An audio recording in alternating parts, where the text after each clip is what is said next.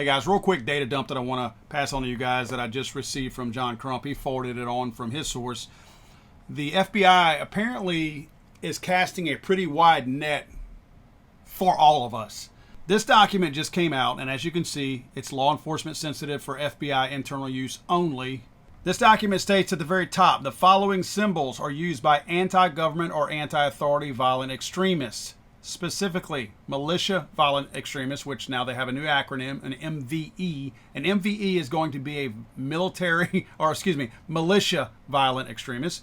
MVE symbols are often found on propaganda, online platforms, memes, merchandise, group logos, flags, tattoos, uniforms, etc. Widespread use of symbols and quotes from American history, especially the Revolutionary War, exists within MVE networks. Historic and contemporary military themes are common for MVE symbols. The use or sharing of these symbols alone should not independently be considered evidence of MVE presence or affiliation or serves as an indicator of illegal activity. Well, duh. As many individuals use these symbols for their original historic meaning or other nonviolent purposes. I want to read that again. This is in bold.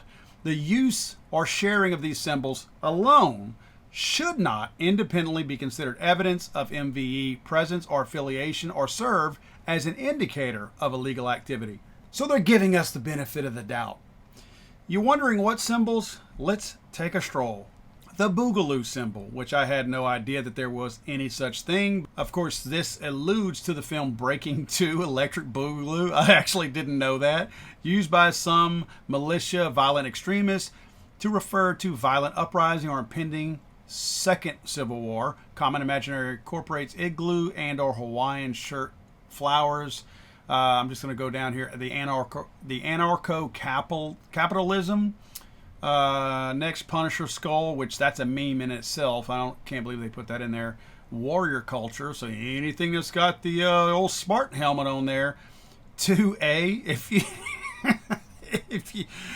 Wow, what a way to generalize and put a broad brush across an entire element of Americans out there who believe in the Constitution by saying that if they use any imagery that has anything to do with the Second Amendment, they might be a militia violent extremist. Are you absolutely kidding me here? Really? Mololave and all the other stuff that comes with that. This one I didn't know about. Electrical resistance symbol. Was not aware of that. And if it's a black American flag. I have a black American flag. I don't have it for whatever that reason is here. It's used by some to indicate no quarter shall be given, which it's good to know now. That's kind of an interesting reference to it.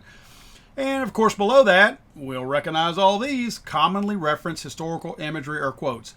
Are you kidding me? The Gadsden flag. Historical American symbol representing gun rights and limited government. I would think that if you're anti-Gadsden flag, you're anti-American. Think y'all got this one twisted. The Liberty Tree, yeah, they hate to talk about the watering of the Liberty Tree with the blood of traitors. When the shoe fits, sometimes it's a difficult pill to swallow. Revolutionary War imagery. Oh, wow. An example of militiaman during the Revolutionary War. That seems very offensive to me. The Betsy Ross flag.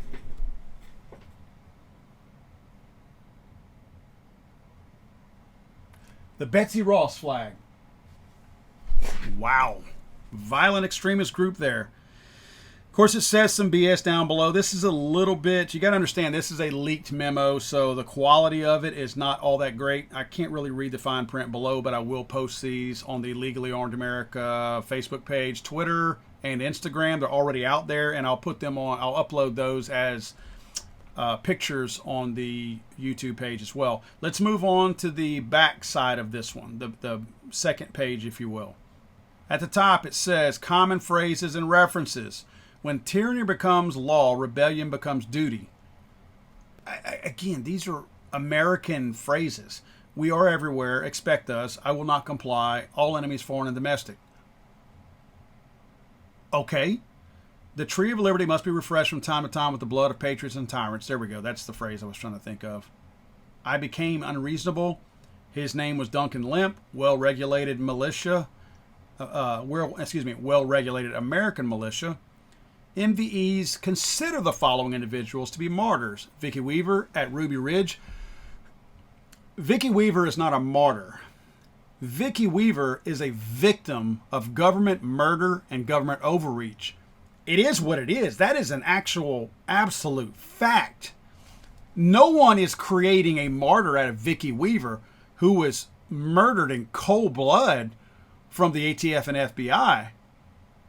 I literally just went on record saying that. I don't consider her a martyr, but I put her on a pedestal as an absolute victim of injustice by our government, and nobody was held accountable for this. Talk about government overreach.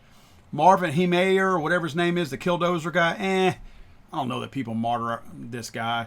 Lavoy Finicum, who was murdered also by the government. That's the guy over there in the land dispute in the Utah area or whatever, with the free range and all that kind of stuff. He was murdered by the federal government. Duncan Lemp, that another man that was murdered by the federal government, and Ashley Babbitt, another person who was murdered by the federal government. So they don't want you talking about the people that they have killed. Symbols of militia networks. Some militia violent extremists may self-identify with. So here we are with the self-identifying crap. I'm sure a lot of the FBI agents self-identify as something else. Three percenters, threepers, whatever. The Lightfoot Militia, American Contingency, and the Oath Keepers. I'm sure the Oath Keepers definitely offend some of them because so many of them have actually violated their own oaths. This is incredible to me. This right here, as I was reading this document, I was looking at this thinking that this looks like they are trying to scrub the history of America from people's minds until I got to this. Then I realized they're trying to scrub the history of the ATF from people's minds and lips. They do not want you talking about Ruby Ridge. They do not want you talking about Waco. These are two of one of the worst and most popular government mass murders in the history of our country. Ruby Ridge and Waco. Waco being more of a mass casualty type event. Ruby Ridge simply being one that kind of caused Waco, if you want to look at it like that. Ruby Ridge obviously happening first, and caused some of the people in Waco to think the way they did, and rightfully so, obviously. Obviously, the people who were, quote, paranoid in Waco were rightfully so, because they got murdered just like the people in Ruby Ridge did. So again, this looks more to me like they are trying to scrub the negative history of the ATF and the FBI from people's minds, not necessarily American history. Guys, this is scary that they are trying to identify by intimidating and bullying all of us out here, because most of us will align in some way or another with something on here. Make no mistake, all these things are in here to make you feel like you're either potentially on a list or that you're already on a list, so that you don't step out of line, so you don't speak out anymore, so you don't speak out against them, so you don't call the cowards what they are, the ones that burned all those people in Waco, the ones that shot the woman in her back in Ruby Ridge and shot the little boy. Those are the kind of things they don't want you talking about. Why? It's a black eye. It's a stain to them. So this is their way to now give you that kind of passive-aggressive thing, that kind of low-key bullying to you, to make you think, we're not saying you're a militia violent extremist, but yeah, you could be, Technically, you could be. This is without question a bullying attempt and an intimidation attempt. That's all this is. But now that they got it on paper, now it's going to go in their little handbook. So when you start getting your social media monitored by them, because remember, they're ramping up their social media monitors out there. All these symbols you use, all these phrases that you use, now will have you on somebody's radar screen. And guess what? When you start wanting to do things and they have all these new little priorities in place that mean that now your social media presence can either mean that you can purchase a gun or that you can get some kind of a permit to carry a gun. Remember those states that, like New York, that are trying to put these things in place that say that they're going to be able to look at your character and look at your social media presence? Now they actually have a document that says, because Paul, and let's check them off, because Paul has some warrior culture symbols on some of his clothing, his plate carrier, because Paul has 2A written pretty much anywhere that you can read it, because Paul has the cannon with the star that says come and take it, because Paul has the Gadsden flag, and because Paul has a Betsy Ross flag, and because he's not happy with what we did in Waco and Ruby Ridge, maybe we're not going to let Paul carry in this particular area, and maybe we're not going to let him buy a gun in general. Now, again, that means if you follow the stupid law that they have in place to begin with. But my point is, this is another effort by them to make sure that now they have documentation to validate these wackos who are going to be monitoring your social media and your online presence to now have a legitimate reason to put you on that list because guess what? The FBI told me to.